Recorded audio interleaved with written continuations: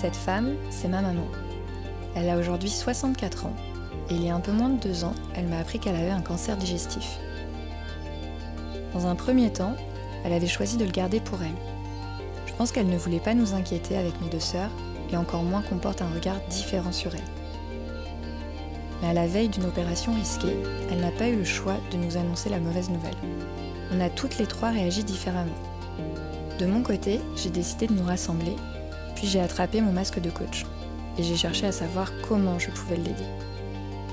Agir, ça a toujours été ma manière de me sentir utile. Alors j'ai fait ce que je sais faire de mieux, prendre les choses en main.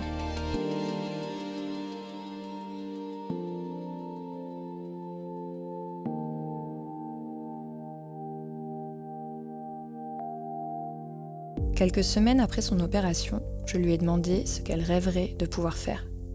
Quelque chose qu'elle n'a jamais réalisé auparavant et qui lui paraît impossible. À partir de là, j'ai imaginé un programme de remise en forme sur 12 mois. Entre nous, c'était l'excuse parfaite pour la voir plus souvent. Et pour m'assurer qu'elle suive mes recommandations. Sauf que je la connais, elle se permet toujours quelques libertés. C'est là que j'ai décidé de vous inclure dans l'aventure. J'ai appelé Romain, mon vidéaste, qui n'a pas hésité une seconde à me rejoindre. Au fond, je savais qu'en vous faisant vivre ce projet avec nous, j'avais un argument de taille pour faire face au challenge qui nous attendait. Mais avant de vous partager ce qui s'est passé pendant cette année unique, je vous emmène avec moi pour un voyage dans le temps. Un voyage intime, à la genèse de ce qui nous a amenés jusqu'ici.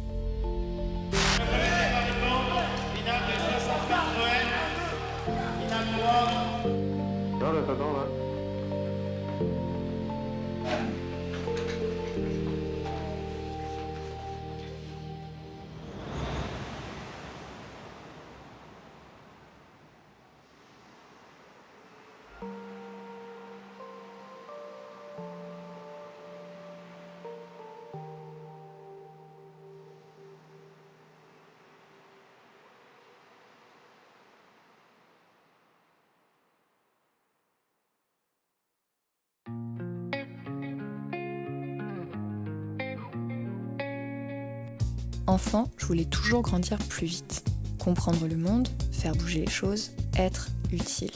J'ai sérieusement endossé mon rôle de sœur aînée. Mais à l'adolescence, j'avais un grand besoin d'autonomie.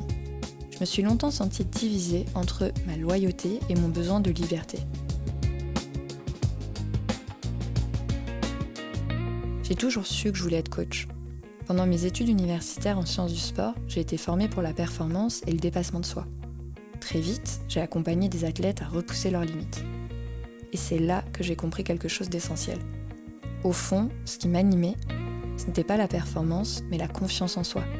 Transmettre des outils pour aider une personne à se sentir capable, peu importe la difficulté de son objectif.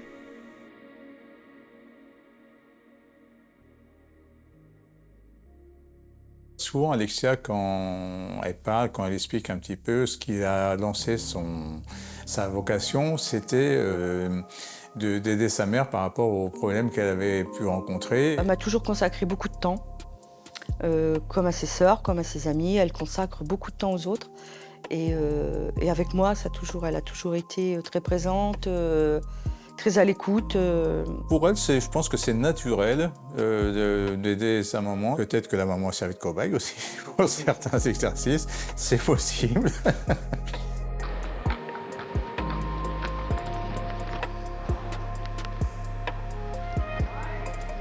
Faire de l'équitation, je pense pas que c'est joué sur son caractère. Elle était déjà comme ça. Par contre, ça a peut-être joué dans le fait qu'elle est très à l'écoute de l'autre. C'est vrai qu'elle avait cette facilité aussi de bien analyser les comportements suivant l'animal.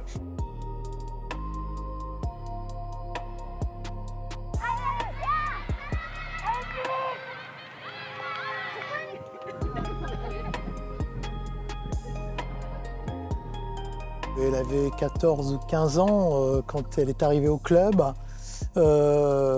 Était déjà quelqu'un qui avait une certaine maturité et dénotait un petit peu par rapport au groupe. Elle avait cette particularité d'avoir cette envie, ce supplément d'âme que n'ont pas forcément tous les jeunes adolescents, à cet âge-là. Alexia, moi, je l'ai rencontrée au départ, elle était athlète. Je l'ai rencontrée et entraînée à différentes phases de sa vie. Elle a toujours eu, je pense, cette capacité à avoir un regard sur les autres. Moi, je pense que c'était effectivement ce besoin de transmettre aussi, ou ce besoin, peut-être même plus que de transmettre, moi, je pense que c'était le besoin de s'occuper des autres. Si on souhaitait avoir un groupe sur une compétition par équipe, il fallait convaincre Alexia. Après, Alexia, une fois qu'elle était convaincue, le travail était fait pour nous. On le savait qu'elle allait animer le groupe, dynamiser le groupe et embarquer finalement les copains et les copines avec elle. C'était, voilà. À l'époque où moi j'entraînais, j'aurais pas le même discours aujourd'hui. Mais je trouvais que justement ce côté proche des athlètes, ça pourrait lui nuire, par exemple. Ça pourrait être difficile à gérer parce que il faut gérer l'affectif, c'est difficile de gérer de l'affect. Et en fait, de ce point de vue-là, en fait, elle a toujours su trouver, même si elle était parfois très proche des athlètes, je pense malgré tout suffisamment de distance pour que ça fonctionne.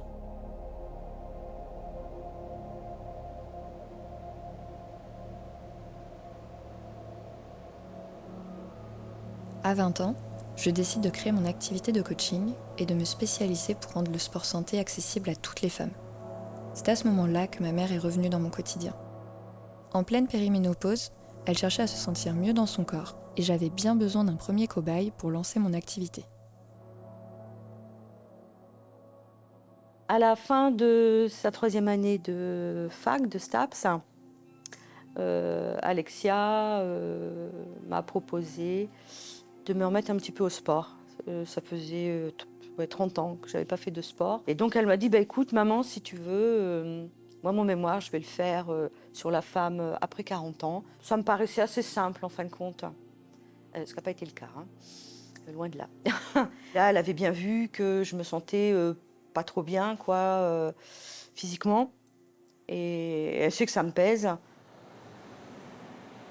Je n'ai jamais vu ma mère faire du sport. Elle s'est souvent oubliée. J'étais fière qu'elle accepte de suivre le programme sportif que j'ai fait pour elle. Je voulais pas faire d'elle une athlète, mais j'étais persuadée que ça serait la porte d'entrée pour lui redonner confiance et lui montrer qu'elle était capable.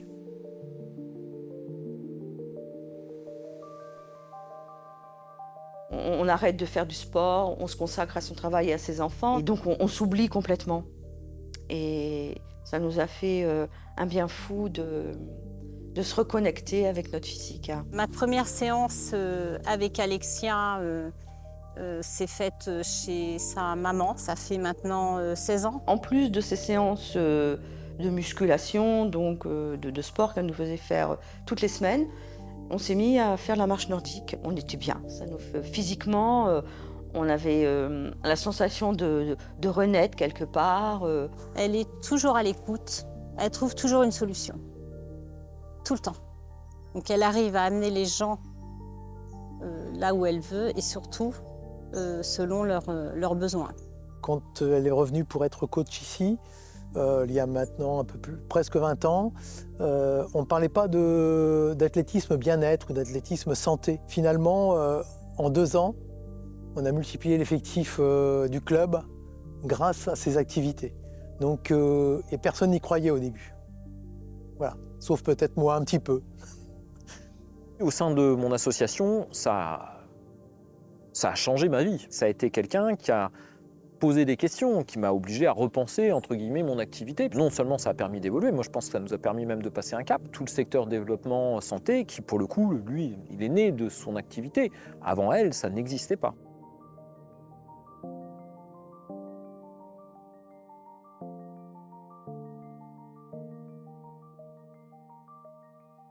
Très vite, j'ai compris qu'elle ne resterait pas au club parce que, voilà, on voyait bien qu'elle avait envie de s'envoler.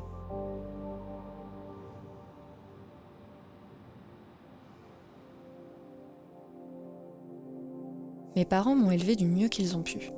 Je n'ai jamais manqué d'amour, mais j'ai souvent pris leur place.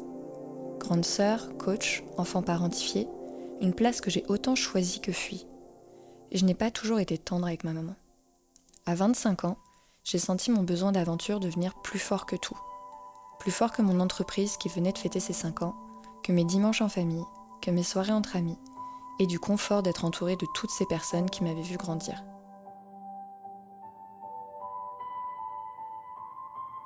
Enfin, moi, je me rappelle qu'elle est partie jeune de la maison, qu'elle a commencé jeune à être vachement indépendante. Elle est partie loin pour faire son rêve américain. Elle lâche jamais dès qu'elle commence quelque chose. Mais je pense que c'est pas pour rien qu'elle en est là aujourd'hui. Le plus grand moment, on va dire, tiens, quand elle a commencé, c'est lorsqu'elle est partie aux États-Unis. Lorsqu'on l'a accompagnée à l'aéroport avec son père, elle avait vendu tout ce qu'elle avait. Elle avait une valise, 25 bâtons de marche nordique et elle partait comme ça. Et je me suis dit, waouh, franchement.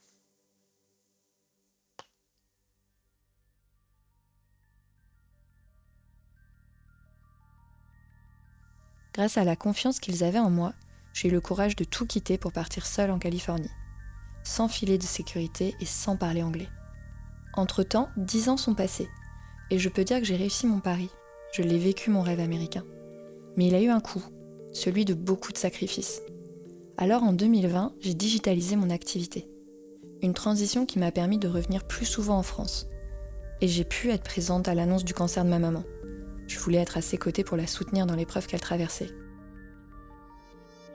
Mais du coup, quand ma mère est tombée malade, c'est Alexia qui a voulu tout de suite organiser un week-end avec ma mère et ma sœur et moi. Mais du coup, je pense qu'il y avait ce besoin-là aussi de dire ouais, je suis là, elles sont pas toutes seules et c'est moi qui vais les aiguiller, c'est moi qui vais les soutenir face à cette épreuve, entre guillemets. Alors, après mon intervention chirurgicale, j'ai beaucoup perdu en capacité musculaire. Donc, je m'étais un petit peu abandonnée physiquement, on va dire. Mais j'étais décidée à retrouver la femme sportive que j'étais avant. Et ça, je savais qu'il y avait une personne qui pouvait m'aider, c'était Alexia. Et donc, je suis repartie comme ça par un de ces programmes, qui est Abdos Périnée. J'ai toujours cru. Ça m'a jamais fait défaut. Par contre, je m'aperçois que j'arrivais pas à aller aussi vite que j'aurais voulu. Ça, non. Je pense que parfois, on a une petite voix dans le cerveau qui te dit oh non, tu n'y arriveras pas, tu n'es pas capable, tu n'y arriveras pas. Et elle me disait toujours, Alex, mais l'écoute pas, c'est pas vrai, tu peux y arriver. Quand je m'arrêtais, c'est parce que c'est le mental qu'on voulait plus. Allez, allez le chat. Oui. La souffrance. J'ai envie de vomir, je peux pas manger. Sur une échelle de 1 à 10, tu me détestes à quel point? Oh, 6. Ouais, ça va. 6 on prend. 6 on prend.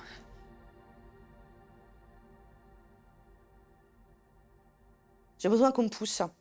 J'ai besoin d'une carotte, j'ai besoin qu'on me pousse. C'est ce qui me motiverait.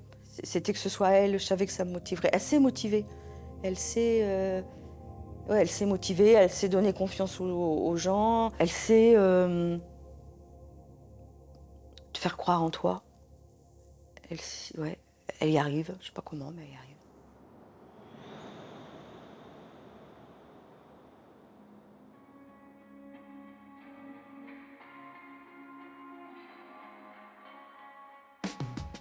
Alors comment ça va le chat? Ça va, prête pour l'aventure? Ouais, mais c'était un peu dur le réveil ce matin. 6h du matin pour arriver à Brest. Bon alors comment tu te sens par rapport à ce qui t'attend?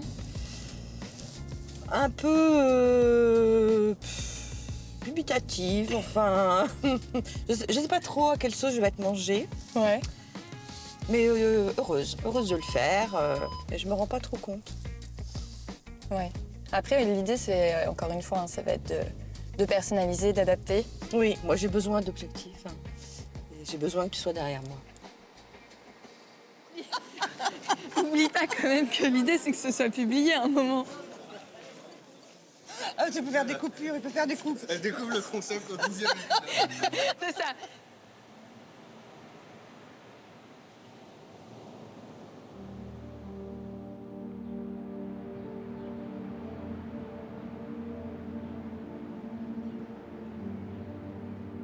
On a décidé de commencer l'accompagnement en présentiel à partir de septembre 2024.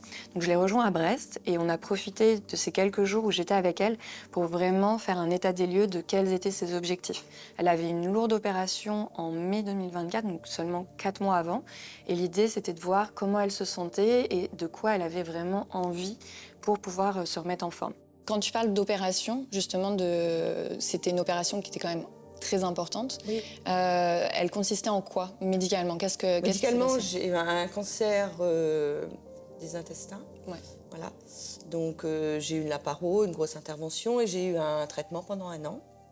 Et cette intervention chirurgicale, pour qu'on comprenne bien, parce que ça a eu un impact finalement sur la Oui. routine sportive que tu voulais mettre Oui, en place. parce que j'ai eu une laparotomie, c'est-à-dire que j'étais ouverte, voilà, sur tout le ventre. Ce qui était difficile pour moi au début, c'est de refaire confiance à mon corps. La maladie a changé le rapport que j'avais avec mon corps, la confiance que j'avais dans mon corps. Je voulais retrouver mes capacités sportives. Donc, on a discuté pendant plusieurs heures et on a établi 3 objectifs principaux. Le premier, c'était de retrouver un ventre plus tonique et plus fonctionnel. Le deuxième, c'était de courir un trail, sachant qu'elle n'a jamais fait de course à pied. Et elle s'est fixé un objectif de courir 10 km sur un trail. Et puis, son oncologue lui avait parlé d'une ascension, le Mont de l'Étendard, avec une association qu'il a créée pour les personnes atteintes de cancer digestif. Et elle avait très envie de participer à cette aventure-là. Donc, ça faisait partie aussi de ses objectifs. Donc, mon rôle à moi, là, c'était de pouvoir voir qu'est-ce qui allait la motiver pour ensuite lui proposer un plan d'entraînement qui va être découpé sur plusieurs mois, avec à chaque fois des moments où on allait se rencontrer. Moi, j'allais pouvoir voir quelle était sa progression d'une fois à l'autre, et le reste du suivi, j'allais le faire à distance.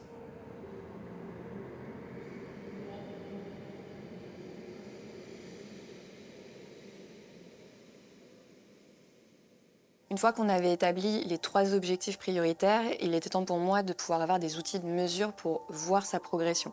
Vu que j'allais la voir plusieurs fois dans l'année, j'avais envie de me rendre compte comment son corps se transformait par rapport aux conseils que j'allais lui donner, à la fois sur le plan sportif et nutritionnel. On se retrouve ici sur le tapis pour faire quelques tests de démarrage. Ça va permettre d'évaluer ta souplesse, ta résistance, ton endurance, un petit peu de voir où est-ce que tu en es. Ces tests-là, on va pouvoir les faire en même temps que tes mesures à chaque fois pour voir justement ta progression. Coucou Maggie. Pourquoi elle ferait pas la planche, Maggie? 3, 2, 1, tu peux reposer. J'avais su. Tu remontes. Je peux pas. Alors, du coup, si tu peux pas, on va compter en nombre de coussins. Pour voir un petit peu ta progression, il faut qu'on puisse mesurer ça.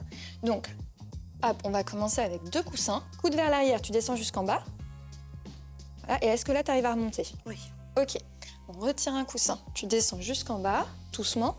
Descends complètement. Voilà, et remonte. Ok, doucement. Jusqu'en bas. Et là. Essaye. Donc on voit que tu cambres un petit peu. Donc ça nous donne une idée. On voit qu'à 2 coussins, tu es confortable. Un coussin, je pense qu'on est à peu près à ton niveau. Donc dans les séances de sport, quand on fera des pompes, du coup l'idée c'est de travailler avec un coussin pour pouvoir progresser. Et ensuite au prochain test, on verra où est-ce que tu en es avec un coussin et éventuellement on adaptera pour essayer sans. Okay. C'est pour ça que j'aime pas les pompes. Pour les mesures, j'utilise la même méthode depuis plus de 15 ans. Une méthode que j'avais développée quand j'ai fait mes études en sciences du sport.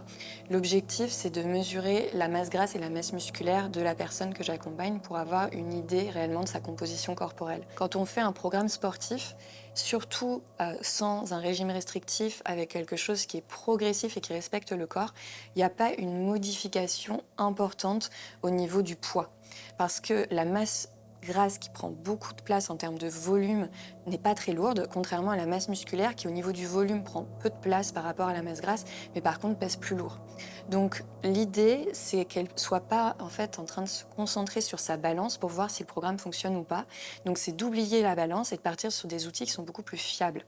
Dans les outils fiables que j'avais envie d'utiliser, donc il y avait la composition corporelle, donc ça s'est fait en fait avec une pince applicutanée, ce qu'on appelle un caliper, et la prise de circonférence avec un petit mètre de couturière. Je vais mesurer plusieurs endroits endroits, autant bras, cuisses que ventre. Et après, avec la pince à pli cutanée, c'est là où c'est intéressant, ça me permet de mesurer au niveau du dos, du biceps, du triceps, de la crête iliaque, au niveau du quadriceps et du mollet, pour avoir vraiment une idée de comment évolue la masse grasse, la masse musculaire. Une fois que moi j'ai ces mesures-là, c'est des calculs à faire par rapport à son âge, à sa taille, à son poids. Et donc, toutes ces mesures vont nous permettre d'établir quelque chose d'assez fiable en termes de masse grasse, masse musculaire, composition corporelle. Et on va se baser là-dessus pour voir est-ce qu'elle se renforce ou pas. L'objectif de la masse grasse, on va essayer d'être à moins 1% par mois. On ne sait pas encore exactement comment ton corps va réagir, donc c'est une première estimation, c'est un premier objectif qu'on sera peut-être amené à réviser, mais c'est vraiment ce qu'on va viser pour le démarrage.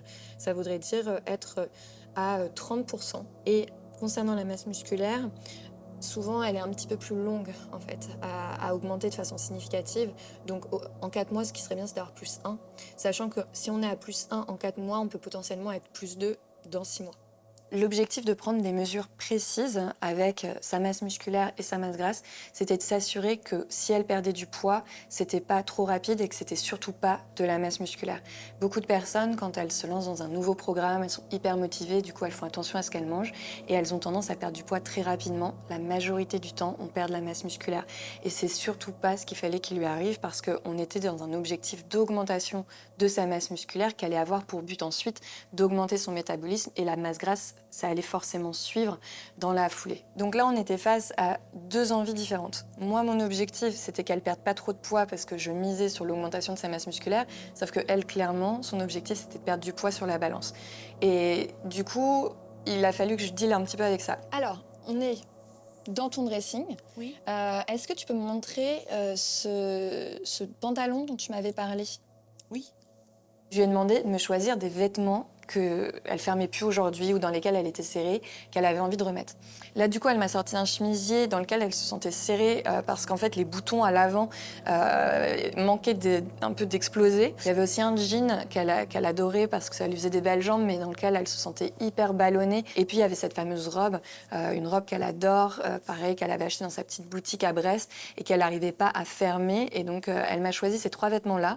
Comme ça, moi, j'ai pu retirer la tension qu'elle avait sur la balance et son poids et rediriger vers ces 3 vêtements test en lui disant, bah voilà, à partir de maintenant, tu vas régulièrement pouvoir remettre ces vêtements pour voir comment ta silhouette, elle évolue et est-ce que au niveau de ton ressenti, eh bien, tu es plus fine. Le challenge.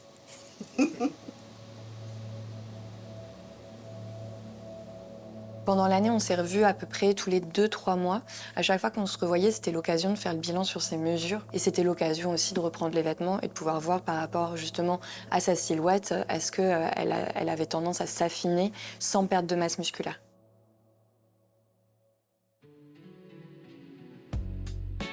Alors pour la partie sportive, c'était un peu une autre histoire.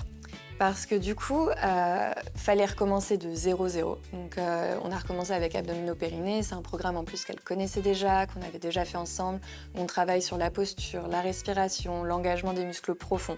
Donc ça, c'était une partie qu'elle a pu faire en autonomie. C'est un programme que j'ai en ligne et en plus, elle le connaissait déjà. Après, quand je suis arrivée, là, il y avait toute la partie réintroduction du renforcement musculaire. J'ai pu m'assurer qu'au niveau des acquis sur abdos-périnée, c'était validé. Et donc, on a remis du coup de la charge d'entraînement. Souffle, remonte. Voilà, serre bien ton périnée et souffle, remonte. Tu vois? Et donc c'est vraiment de te servir de cette force du tronc pour remonter. Tu resserres, périnée transverse. Et tu resserres les côtes. En dernier, les côtes.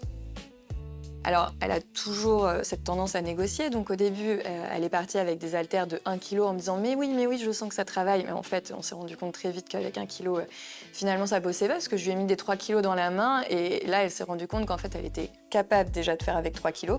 Mais surtout que quand elle reprenait les 1 kg, elle me regardait en mode « bon, j'avoue, ça travaillait pas vraiment ». Donc on s'est mis d'accord sur les poids qu'on allait utiliser, d'utiliser des charges qui allaient réellement mettre le muscle dans la contrainte parce qu'il n'y a pas d'augmentation de masse musculaire si le muscle n'est pas dans la contrainte. On a mis en place donc un volume musculaire progressif où on travaillait sur tous les muscles du corps, donc les bras, les jambes, donc ouais, les fameuses gainages, les fameuses pompes où au début elle m'a un peu maudit, on va pas se mentir, mais voilà, elle a joué le jeu et elle a mis en place le renforcement musculaire et ensuite il a fallu se remettre à la course à pied. Là, c'est pareil, c'était pas gagné.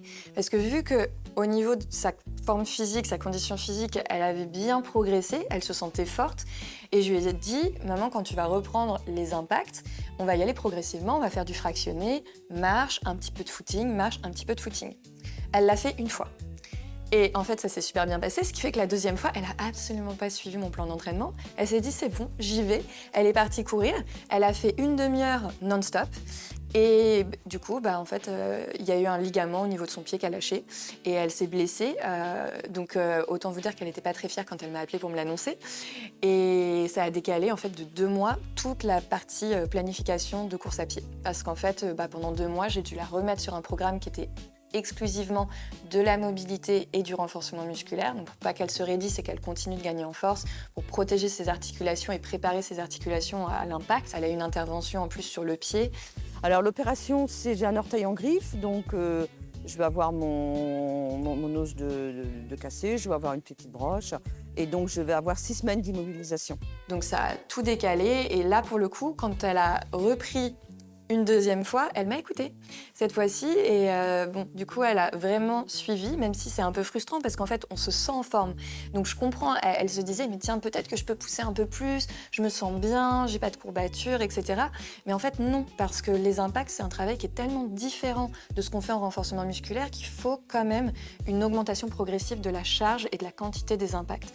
Donc on y a été, beaucoup plus sereinement, en suivant le plan d'entraînement que je lui avais fait initialement, où là, elle a pris son mal en patience et en fait, elle s'est rendue compte qu'elle progressait beaucoup plus vite en faisant marche-course qu'en voulant faire que course avec une grande quantité, ce qui nous a permis, au bout de plusieurs mois, de pouvoir passer le cap des 5 km, puis des 8 km et de se préparer beaucoup mieux à sa course de trail qui arrivait en mai. Ok, donc si je fais le point, fin novembre, tu as commencé la course à pied, tu étais à 3 km, et là, aujourd'hui, on est au mois de février, donc début février, et tu es à 8 km. Oui.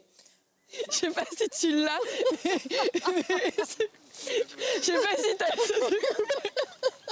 Genre, détends-toi le chat. Oui.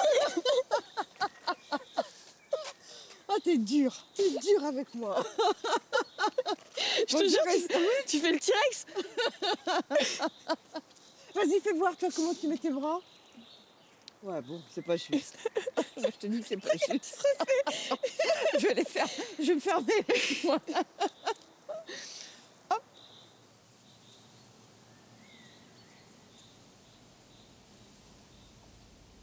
Alors après, une fois qu'on avait fait le bilan des mesures, une fois qu'on avait fait le plan d'entraînement sportif, il a fallu passer à la partie que personnellement j'appréhendais le plus, qui est la partie en cuisine. Je ne pouvais pas lui proposer un accompagnement sans lui proposer toute la dimension nutritionnelle, évidemment, surtout que là, on avait des enjeux d'augmentation de masse musculaire, donc ça passait forcément par des assiettes équilibrées. On avait aussi un enjeu de perte de masse grasse sans avoir de perte d'énergie. Donc c'était clé d'avoir une nutrition qui était adaptée à son âge, adaptée à son entraînement et adaptée aussi à elle. Parce que là-dessus, elle avait ses zones de non-négociation. Ou alors, là où elle me fait beaucoup rire, c'est qu'il y a elle a envie de me faire plaisir. C'est ma mère. Elle a envie d'écouter mes conseils et de les suivre. Mais en fait, elle le fait pas. Donc, elle le fait pas parce que elle est ultra gourmande et qu'en fait, elle a pas du tout envie de changer ses habitudes alimentaires. Ok. Là, ça va être coupé, ce que je vais te dire, mais et même tout le monde apporte même des Twix et des trucs comme ça, et ça, c'est dans la journée, on se distribue des Twix en plus. Mais c'est une catastrophe. Hein. Oui. Non, mais c'est vrai. T'as déjà entendu ça, toi? Donc, il a fallu essayer de trouver des compromis, que je puisse à la fois trouver un équilibre entre ne pas générer de la frustration en lui disant on arrête tout ça, parce que c'était pas l'objectif, mais en même temps que ce soit cohérent par rapport à ce qu'elle avait envie d'atteindre comme objectif. Sachant que je la connais par cœur, donc je sais quand elle me ment et quand elle me raconte des histoires. Et donc il a fallu qu'on trouve un juste milieu là-dedans. On va reprendre toutes les bases et on va commencer par le petit déjeuner, qui est le premier repas de la journée, qui est souvent dit le repas le plus important. Alors, plus important parce que c'est le premier et qui va définir finalement ton niveau d'énergie pour toute la journée. Elle partait le matin avec un petit déjeuner qui était très riche en glucides, donc de la brioche, de la confiture, un yaourt. Donc, on a décidé de modifier pour amener plus de protéines, ça ramène de la satiété. Donc là, on a rajouté tout simplement des œufs avec une omelette et on a gardé du pain mais de meilleure qualité, ce qui permettait du coup d'avoir plus de fibres. À 10h, quand elle arrivait au travail, vu qu'elle avait faim parce qu'elle avait mangé du sucre le matin, elle n'arrivait pas à résister aux petits goûters, aux petits biscuits, aux gâteaux qu'apportaient les collègues. Donc le fait d'avoir plus de protéines, une meilleure satiété, ça lui permettait de résister à ce moment-là parce qu'elle n'avait pas faim. Tout le monde apporte quelque chose. Donc moi, par exemple, lorsque j'arrive, j'apporte des chouquettes que je vais prendre parce que j'aime bien les petits grains de sucre dessus. Moi, j'apporte les chouquettes. Il y a beaucoup de gâteaux au chocolat, mais des fondants au chocolat où tu dois avoir 1 kilo de beurre, le gâteau. Mais on peut trouver des recettes IG, bah oui. Oui, on peut, dit-elle. Mais si elle avait quand même envie de manger ce petit goûter de 10h, ce que je lui ai proposé, c'était de le prendre, mais de le garder pour le dessert le midi. Ce qui lui permettait, à la pause de 10h, de quand même passer un moment avec ses collègues où elle se faisait une eau chaude avec eux. Et ensuite, derrière, elle avait sa gamelle. Et si elle rajoutait un dessert en prenant le goûter de 10h, dans ce cas-là, eh bien, elle diminuait les apports glucidiques. Donc, elle retirait un petit peu de pâte ou un petit peu de riz de sa gamelle initiale. Elle gardait les protéines et les fibres. Et puis, les glucides, du coup, venaient du dessert qu'elle rajoutait. Ça a permis de lui apporter plus de protéines, d'améliorer la qualité des glucides qu'elle consommait et quand même de pouvoir se faire plaisir. Elle n'avait pas de frustration, tout était autorisé, mais du coup de lui donner en fait la capacité de pouvoir justement compenser si elle rajoutait des glucides d'un côté, d'en enlever de l'autre. Aurais-tu quelque chose à confesser? Oui, mais à culpa. Bon, on était quand même au mois de décembre, un mois assez festif où on mange bien. Tu connais ma gourmandise. Par contre, les petits gâteaux à la pause de 10h, je les prends plus. Par contre, je les garde pour midi. Donc au final, on avait discuté la dernière fois d'arrêter de grignoter le matin. Du coup, tu l'as transposé donc, sur ton déjeuner en diminuant un petit peu les glucides, comme on avait parlé, oui, pour pouvoir prendre éventuellement un dessert. Voilà, c'est ce que j'ai fait.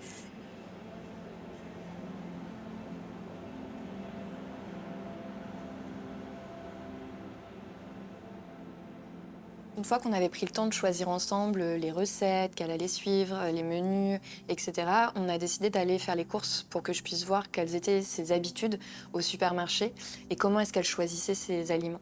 Même si c'est hyper important pour moi qu'elle ait une bonne qualité nutritionnelle. Et aujourd'hui, il y a beaucoup d'aliments transformés qui, au niveau du packaging, ont l'impression d'être sains. Et quand on commence à lire les étiquettes, la liste des ingrédients, la composition, on se rend compte que finalement, c'est pas si correct que ça. Donc j'avais vraiment envie qu'elle soit autonome sur cette partie-là. C'est pour ça qu'on a été dans son supermarché habituel. Et je lui ai montré finalement comment lire les étiquettes, les éléments qui étaient essentiels, donc d'avoir le moins d'ingrédients possible, mais aussi sur la fiche nutritionnelle, de savoir faire la différence entre les glucides et les sucres qui sont rajoutés, de savoir reconnaître des lipides de bonne qualité en fonction de s'ils sont saturés ou pas, et puis de s'assurer que les aliments qu'elle choisissait pour leur contenance en protéines en contenaient suffisamment. Donc une fois qu'elle avait pris conscience de comment choisir un produit plutôt qu'un autre grâce à la lecture des étiquettes, ça nous a permis aussi de faire un point sur l'importance d'avoir une alimentation équilibrée. L'assiette idéale que je lui recommandais, c'était d'avoir la moitié qui était des végétaux. Ça lui permet d'avoir les micronutriments, donc tout ce qui est vitamines, minéraux essentiels et surtout les fibres qui vont lui permettre de bien pouvoir assimiler ensuite les macronutriments qui sont les lipides, les protéines et les glucides. À savoir que les lipides, qui sont les graisses, sont indispensables parce que c'est les graisses qui vont permettre de transporter les nutriments, les vitamines aux cellules, mais il ne faut pas non plus une grande quantité, il faut surtout des graisses de bonne qualité comme les oméga 3 par exemple, qu'elle peut trouver dans des huiles naturelles ou alors des aliments comme les sardines par exemple ou les petits poissons qui en contiennent beaucoup. Pour ce qui est des protéines et des glucides qui doivent chacun représenter un quart de l'assiette, là on allait sur des glucides avec un maximum de fibres possible, donc privilégier typiquement les légumineuses comme les lentilles, les pois chiches, les haricots plutôt que les pâtes et le riz. Et puis pour ce qui est des protéines, très souvent, et c'est le cas de ma maman, elle n'a pas envie de manger trop de viande. J'ai beaucoup de femmes qui sont dans ce cas-là, qui ne veulent pas forcément rajouter de la viande, sachant que la viande rouge aujourd'hui, on sait que si on peut la limiter, c'est pas forcément une mauvaise chose pour sa santé. Et donc, de lui montrer toutes les alternatives qu'elle avait en termes de protéines végétales, que ce soit avec certaines graines, par exemple, graines de chia, graines de lin, ou alors les légumineuses, donc les lentilles, les haricots, les pois chiches, qui sont des super protéines végétales. Également les algues comme la spiruline, par exemple, ou alors le chanvre, qui sont aussi des herbes et qui ont des protéines. Et bien sûr, après, il y avait les protéines animales qu'on connaît tous, les œufs, le poisson, la viande. Mais l'objectif, c'était pas forcément d'aller uniquement sur des protéines d'origine animale et de pouvoir avoir une assiette équilibrée avec ces 50% de végétaux, un quart ensuite de protéines, un quart de glucides, des glucides complexes, et puis des lipides qui viennent rassembler le tout. Ta portion de légumes que tu mets en salade pendant l'été, tu mets ça dans des veloutés, dans des soupes, et tu les fais chauffer l'hiver, comme ça tu as ta portion de fibres. Il faut savoir que même si dans les soupes c'est mixé, les fibres sont toujours présentes. Une des objections qu'elle avait, et franchement je la comprends, c'est le temps. Elle me dit, voilà, moi je suis crevée, j'ai pas le temps, j'ai pas envie de passer 1 heure le soir en cuisine pour préparer correctement mes légumes. Et c'est là où finalement mon objectif, quand on était faire les courses ensemble, c'était de lui montrer toutes les alternatives qui pouvaient exister. Et je l'ai emmenée au rayon surgelé et on a trouvé des légumes surgelés qui étaient de très bonne qualité, qui avaient aucun ingrédient qui était rajouté, transformé en plus de juste les légumes en eux-mêmes. Et en fait, ça lui permet en 10 minutes de pouvoir faire réchauffer à la poêle sa portion de légumes et de respecter l'équilibre des 50% de végétaux dans son assiette sans avoir une contrainte de devoir faire le marché toutes les semaines, de devoir éplucher, préparer pendant des heures des légumes. Ce qui était hyper important pour moi qu'elle comprenne, c'était qu'une alimentation saine, c'est pas une alimentation punitive ou c'est pas une alimentation restrictive. Qu'on peut vraiment manger équilibré tout en se faisant plaisir et qu'au final, quand elle choisit des aliments qui sont très nutritifs, elle peut se permettre de rajouter un assaisonnement, du pesto, un petit filet d'huile d'olive, de la matière grasse, des graines, des choses qui vont rapporter du goût, du fun dans l'assiette, de la couleur, du croquant et de vraiment pas mélanger alimentation saine avec alimentation pas fun. Et au contraire, et je pense que c'est ce que j'ai réussi à faire parce qu'elle est repartie, elle avait plein d'idées de recettes, elle avait vraiment envie de manger tout ce que je lui ai proposé. Ça lui donnait vraiment de l'eau à la bouche et à la fois, ça restait des recettes qui étaient très équilibrées avec des solutions pour que ça ne lui prenne pas non plus des heures en cuisine.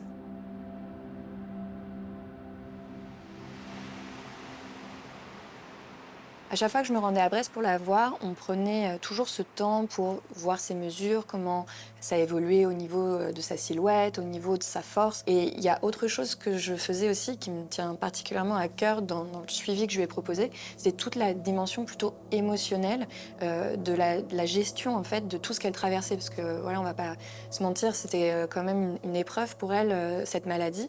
Et à chaque fois qu'elle avait des pics de stress qu'elle n'arrivait pas à gérer, elle sentait tous les symptômes qui revenaient, elle sentait que c'était beaucoup plus difficile pour son corps. Donc je lui ai proposé un exercice que j'adore faire, l'exercice de l'étoile, que je fais moi à titre personnel depuis des années et que du coup j'avais à cœur de lui partager. En fait, on fait un bilan sur différents aspects de notre vie, donc soit le travail, que ce soit la vie familiale, les collègues de travail, comment est-ce qu'on se sent sur le plan aussi financier, environnement, physique, etc.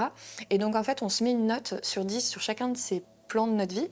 Et une fois qu'on a mis cette note sur 10, l'idée c'est de se poser la question, qu'est-ce qui manquerait et qu'est-ce que je pourrais éventuellement faire pour arriver de la note où je suis aujourd'hui à 10? Quels sont les éléments manquants? Oui, il faut que je mette faire une séance de sport en rentrant. Moi, j'essaie juste de voir qu'est-ce qui fonctionne sur toi. Si tu me trouves mieux, je suis partante. Hein. Non, pour l'instant, j'ai pas. Et ça a permis en fait d'avoir cette prise de recul, parfois de se dire, en fait là je me sens à 8, mais au final, qu'est-ce que je ferais de plus? Pas forcément grand-chose, et donc finalement c'est un 8, mais c'est un 10 déguisé en 8. Ou alors, pour d'autres plans, de se dire, voilà, aujourd'hui je me sens à 6 sur tel domaine de ma vie, mais je me rends compte que je prends pas le temps de faire des activités créatives qui me tiennent à cœur, je prends pas le temps d'appeler mes amis, de prendre des nouvelles de ma famille, etc. Et que ça vient finalement atteindre notre morale, notre perception de nous, parfois notre confiance en nous et notre motivation. Et pour moi, tout est lié.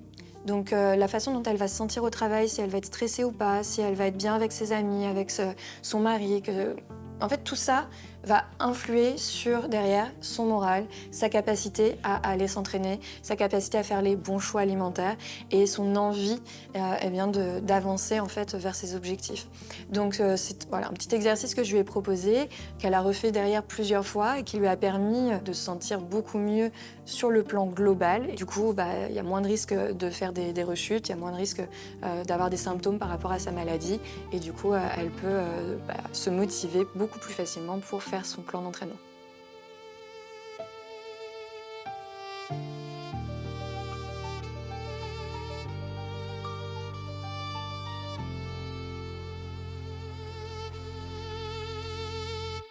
Quand je suis retournée à Brest en février, elle avait vraiment bien repris le sport. La blessure qu'elle avait eue au pied, elle était derrière, elle se sentait bien. Et du coup, le premier week-end de juin, il y avait le trail de l'assaut du fort du Délec qui était organisé dans sa région. C'était un trail qui était quand même réputé pour être assez costaud, mais elle semblait d'accord, donc avec, on va dire, une petite hésitation à moitié convaincue, elle a quand même décidé de s'inscrire. Et donc ça nous a permis en février d'avoir la date concrète et de pouvoir derrière dérouler un plan d'entraînement beaucoup plus approprié au dénivelé déjà, parce que c'était un trail qui avait beaucoup de dénivelé, et puis à la distance, parce que du coup on partait sur 11 km. Alors le trail, c'était une grande histoire, hein. Donc, je voulais des beaux paysages, parce que je me suis dit, si je souffre, les paysages, ça va m'aider. En fin de compte, non, ça n'aide pas. Il faut savoir aussi que je me suis fait opérer du pied juste à ce moment-là. Donc, j'étais blessée quand même, donc je n'ai pas pu faire l'entraînement qui était prévu, qui était censé commencer en octobre. Je n'ai pas pu le faire. Je l'ai commencé qu'au mois de janvier. Donc, ça a commencé à m'angoisser un petit peu. La semaine qui a précédé, je me suis dit, oh là là, mais pourquoi je me suis inscrite à ce truc-là? Pourquoi j'ai fait ça? La veille, on n'en parle pas, je crois que je n'ai pas très bien dormi. Alors j'avais mon mari qui était excité comme une puce, parce que lui il était content, j'allais courir, Alex était contente, Romain était content aussi, mais moi j'avais un peu les pétoches. On vient d'arriver, du coup, on vient de se garer. Oui. Comment tu te sens? Stressée. Elle est stressée. Le chat est stressé. Quand on est arrivé, il y avait beaucoup d'appréhension, un petit peu ce côté qu'est-ce que je fais là, pourquoi je me suis inscrite à ce trail, et d'un autre côté la volonté de se dire je veux le faire, je veux être fière de moi, je veux remporter ce challenge que je me suis lancé. Bon, je suis un peu la maline, j'essaie, on met le dossard, je mets le truc. Quand on a été récupérer les dossards, que je lui ai accroché son dossard, qu'on s'est rendu sur la ligne de départ, il y avait le petit sourire mais qui cachait beaucoup d'appréhension. Surtout qu'honnêtement, elle a vraiment pas choisi un trail facile.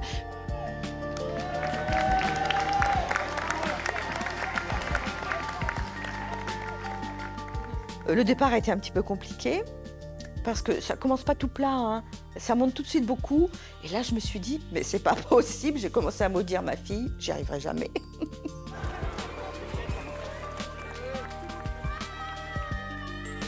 Allez, on tient. Allez, pense à la tarte aux fraises ce soir. Très, très bien. Oh là, ça va? C'est bon? On est clairement parti, au milieu du peloton et on s'est très vite retrouvés sur la fin du peloton. Elle a, pendant cette côte, dû marcher à plusieurs reprises. Je savais vraiment pas si elle allait être capable de terminer. Ouais, c'est bien, bravo. Allez. Non, mais c'est bon, allez. C'était hyper dur pour elle au moral de s'être entraînée. Elle avait réussi à l'entraînement sur du plat à courir 8, 9, 10 km, tout juste. Et là, en fait, on était au kilomètre numéro 2, elle était obligée de marcher. Elle avait du mal à retrouver son souffle. Je la sentais vraiment peinée. Et je sentais aussi qu'au niveau du moral, ça l'avait beaucoup affectée parce que ça l'a énormément fait douter d'elle-même. Il y a des moments où j'avais où je souffrais quand même. Oh, je me suis dit, mais qu'est-ce que je fais là? Et alors, tu avais Alex qui était derrière, qui était là. Allez maman, vas-y, c'est bon, tu es une guerrière, tu vas y arriver, c'est super ce que tu fais. Comment ça va le chat? Le chat est fatigué. Romain, il survit? Il survit. Je fais les jambes qui poules. C'est dur. Oh putain. Allez, on est plus là.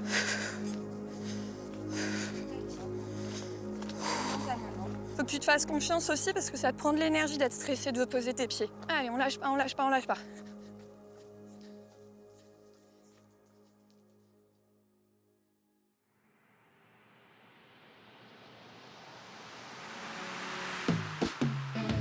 Et c'est là où je me rends compte que la relation qu'on a, en fait, prend le relais parce que je pense clairement que si j'avais pas été là, elle aurait abandonné. C'était très dur, et autant physiquement que moralement. Et finalement, le fait que je sois restée hyper positive à côté d'elle tout le long, je disais mais si, ça va aller, c'est normal, c'est dur, faut le temps que tu trouves ton souffle, etc. Tu vas voir, ça va revenir. Et en fait, je lui ai parlé tout le long. J'essayais de la faire un peu rigoler. On avait de la boue partout sur les jambes, ça sentait la bouse de vache parce qu'il avait plu les jours d'avant. Donc du coup, on rigolait. On a dû traverser à un moment une rivière. Elle a manqué se casser la figure dans la rivière. On a cru qu'elle allait perdre ses chaussures. Enfin, bon, ça a été vraiment, sur toute la première partie, beaucoup de doutes, beaucoup d'encouragement, un peu d'humour aussi. Je pense qu'à un moment, je lui ai demandé, voilà, sur une échelle de 1 à 10, à quel point elle me détestait, et on a beaucoup rigolé avec sa réponse. Petit à petit, comme je suis partie à mon rythme, j'ai pris de l'assurance. J'en ai même doublé. J'étais vachement fière de moi. Je me suis dit, en fin de compte, je suis pas si nulle que ça. Que 4 km. Il y a des gens qui marchent et le chat est court. Dernier kilomètre, le chat. C'est bien. Comment tu te sens? Fatigué. Bon, t'étais déjà fatigué kilomètre 1, donc ça va. C'est l'aventure, le chat, c'est l'aventure. Et la deuxième partie du trail, elle a été vraiment formidable parce qu'elle a réussi à remonter des personnes qui nous avaient doublé bien avant. Et en fait, plus on avançait, plus on se rapprochait de l'arrivée. Elle en bavait, mais en fait, elle avait la niaque, elle avait vraiment toute l'énergie que je lui avais transmise sur la première partie du trail. Là, elle a vraiment réussi à la prendre pour elle. Et puis le fait d'avoir doublé des gens, je pense que ça m'a donné un peu confiance en moi aussi. Bon, j'ai toujours maudit Alex, parce que je l'ai maudit pendant les 10 km. Mais elle était toujours à côté de moi quand même, elle ne m'a pas abandonnée. Je pense que si ça avait été n'importe qui d'autre, elle aurait envoyé bouler. Clairement. Et elle me l'a dit d'ailleurs très franchement, si ça avait été n'importe qui d'autre qui lui avait autant couru après pour vraiment qu'elle se sente capable de se dépasser.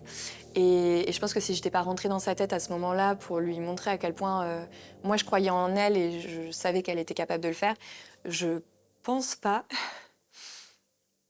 qu'elle aurait été au bout. Parce que clairement...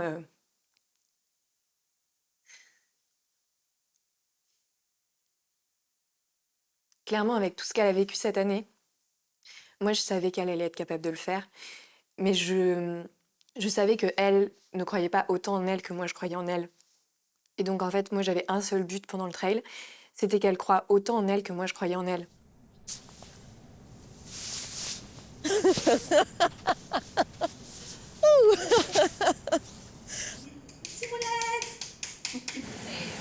C'est pas mal, ça, c'est une bonne preuve.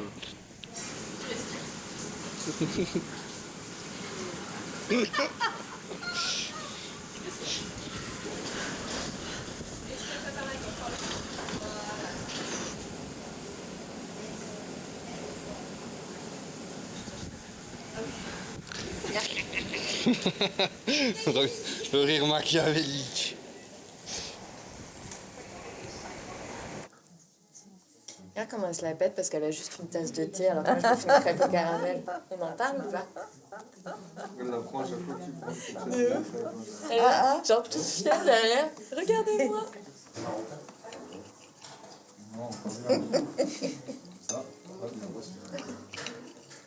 Moi, infusion détox. Détox.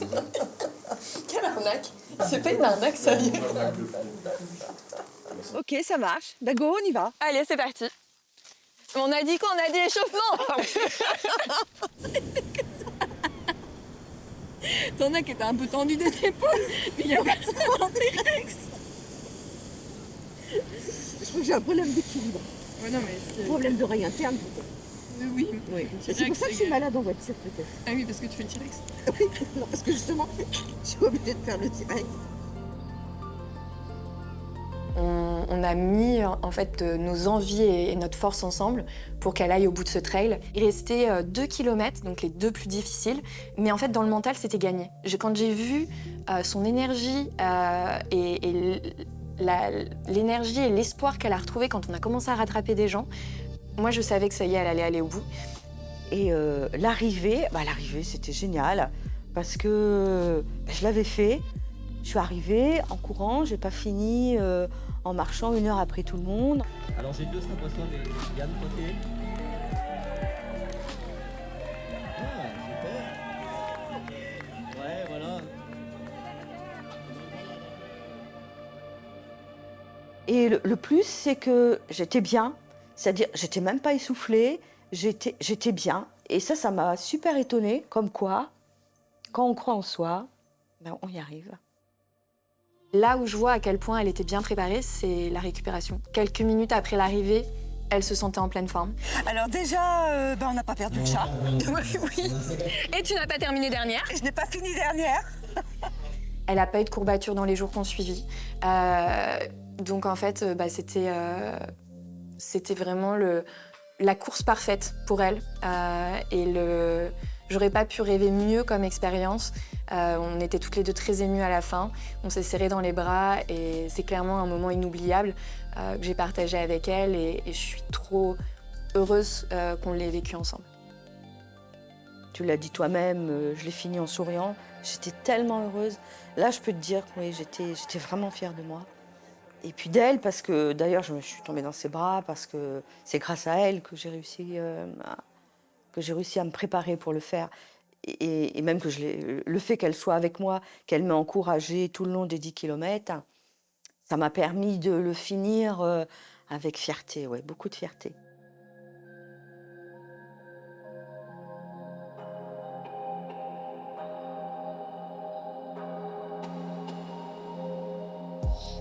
Il y a une autre épopée aussi. J'ai fait donc l'ascension là. Du col de l'Étendard, là, 3100 mètres avec 5 amis, 5 patients qui sont maintenant 5 amis. Et c'était une aventure formidable. On a eu 2 mois de préparation. On avait 9 heures d'activité sportive par semaine, ce qui était assez gros à supporter. On avait confiance les uns en les autres, on se soutenait, on s'encourageait.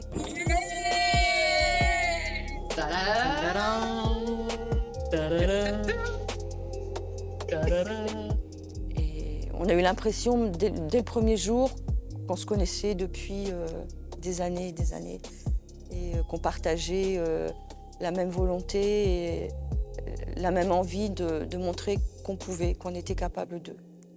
Et que la vie, ça ne s'arrête pas à une maladie. On n'anticipe jamais vraiment lorsqu'on est dans la difficulté, lorsqu'on est dans la souffrance, parce que physiquement, tes muscles souffrent. Je crois que là, c'est tout ce qu'on a vécu avant qui nous pousse. Ouais. Voilà dans l'ascension du glacier. On est au grand point. Violet. Faire attention aux mains et les pieds. Vas-y, vas-y. Le soleil qui tape fort. Et dans ce cas-là, tu penses à ceux que tu as laissés en bas. J'ai pensé à mes proches, j'ai pensé à mon mari, qui croyait, lui, plus en moi que moi, en mes capacités. Et c'est ça qui te pousse. C'est ça qui te permet de passer au-dessus de ta douleur. Et l'effet groupe, l'effet collectif pendant l'ascension a été une valeur essentielle. C'était... on ne se rend pas compte de la valeur d'un groupe. Fallait réussir pour l'autre, pas que pour soi. Et c'était formidable. On se dit, si on arrive à gravir une montagne, on réussira à gravir et à battre la maladie. Bon les amis, ça y est, on arrive au bout. Ah, c'est pour tout le monde, il n'y a pas que Tom, c'est toute l'équipe, c'est génial. J'ai dit que je voulais relever ce défi, j'irai jusqu'au bout. J'ai eu la chance que mon corps ne me lâche pas et qui me laisse aller jusqu'au bout. Arrivée en haut, j'étais un peu comme anesthésiée. J'ai pas réalisé tout de suite. Oui. Et voilà, le sommet. Allez, vas-y, regarde-nous, on va voir. Et la Ah, classe. le plus beau brushing. 3500 mètres plus haut. C'est grande responsabilité, Marie. C'était trop fort pour que je puisse l'exprimer. Mais on était trois à avoir réussi l'ascension. Donc on s'est pris dans les bras tous les trois. On n'a rien dit, mais ça a suffi, quoi. On était... Je sais pas comment dire.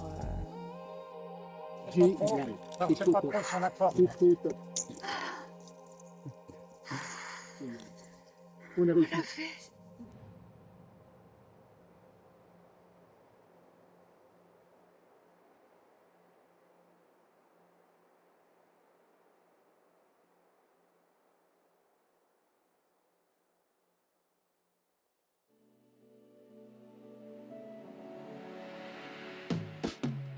Si je dois faire le bilan de mon expérience sur ces 12 derniers mois, ça a été bien plus loin de ce que j'avais imaginé. Quand je lui ai proposé ce projet, à la base, c'était surtout pour qu'elle fasse les exercices et qu'elle se motive à prendre soin d'elle. Et j'ai complètement sous-estimé l'aventure dans laquelle je me suis lancée, clairement. Déjà, produire un documentaire, c'était pas le projet du tout initial. On était parti vraiment sur des petits clips à la base, de se dire on va faire une petite série sur YouTube, et ça nous a permis de se voir hyper régulièrement pendant cette année d'accompagnement. Ça m'a permis aussi de pouvoir intégrer dans le projet ma famille, de pouvoir aussi intégrer les personnes qui ont été importantes pour moi dans ma carrière, que ce soit mon entraîneur Sébastien ou mon président de club Laurent, ou alors encore Nathalie qui est ma toute première cliente, et de pouvoir en fait leur donner une place et revenir sur le parcours que j'ai eu professionnel et la relation que j'ai avec ma maman au travers de toutes ces personnes-là. Ça a été vraiment quelque chose qui m'a énormément fait grandir aussi en tant que personne. Alors évidemment, sur la partie mesure, je suis hyper satisfaite parce qu'elle re-rentre dans sa robe. Elle a vraiment retrouvé une silhouette beaucoup plus tonique au niveau du ventre, qui était vraiment son point où elle faisait plus attention. Elle a beaucoup moins de complexes. Elle a réussi à courir son trail de plus de 10 km. Elle a réussi l'ascension du Mont de l'Étendard avec l'association de son oncologue. Et je vois la relation aussi qu'elle a créée avec ces personnes qui est exceptionnelle.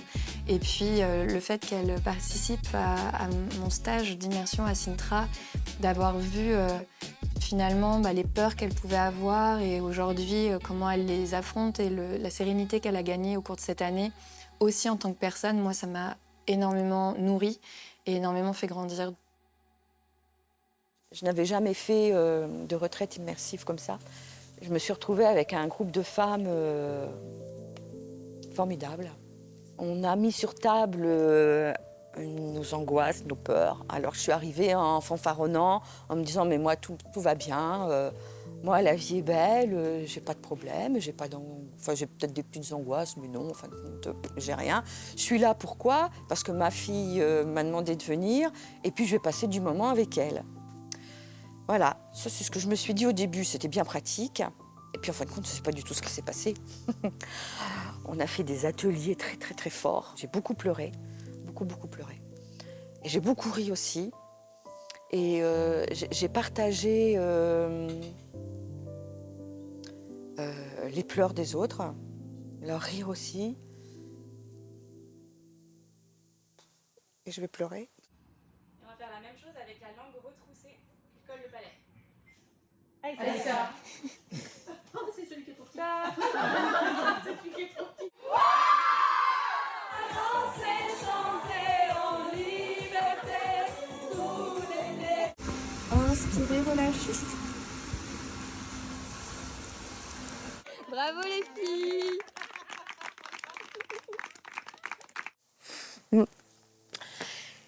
Et ça m'a permis de relativiser beaucoup de choses, de comprendre qu'à toute épreuve, il y a un bon côté, qu'il faut quand même toujours pensé à le regarder. J'ai posé mes peurs. Alors je disais que j'en avais pas. Et je me sens bien. Je me sens sereine, apaisée et prête à aider beaucoup de gens.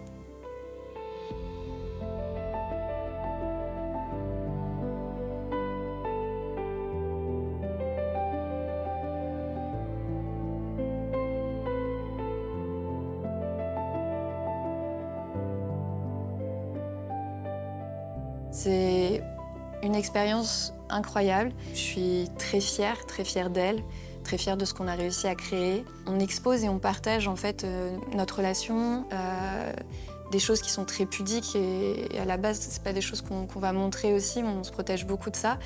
Et j'espère que les personnes qui regarderont ce documentaire et qui percevront ce qu'on a vécu ensemble se sentiront tout à fait capables d'entreprendre aussi quelque chose de similaire, peu importe sur quel domaine c'est. Parce qu'au final, en fait, on n'a rien de spécial. Il faut commencer par un petit pas, il faut commencer par une première action, s'entourer de personnes qui sont bienveillantes et y croire, en fait, tout simplement. Il ne faut surtout pas s'interdire de rêver et de se mettre en route parce que quand on y va, un pas, puis un autre, puis des rencontres et finalement, les projets prennent vie et les rêves, on les réalise. Je suis plus heureuse. J'ai plus de joie de vivre, j'ai plus de confiance en moi. Je me dis qu'on peut réussir à faire plein de choses. On est des femmes ordinaires. En fin de compte, on est basique, on se lève le matin, on va bosser, on est des petits salariés. Enfin, je veux dire, on est des femmes ordinaires et on arrive à faire des choses grandioses. Et grâce au sport, elle arrive à soigner. C'est curieux pour un coach de dire il va soigner. Alex, c'était ma thérapie. Voilà. Si je peux la décrire, Alex, c'était ma thérapie, aussi bien physique que mentale. Clairement, c'était une évidence qu'elle fasse le documentaire sur notre maman, parce que déjà, depuis le début, Alexia, elle s'appuie sur notre maman pour j'ai l'impression pour aussi trouver une source d'inspiration. J'ai l'impression que ma maman, ça a toujours été aussi une source d'inspiration. C'était sa manière à elle de montrer que ma maman, ça a toujours été un exemple d'une femme qui se bat et d'une femme qui est prête à tout.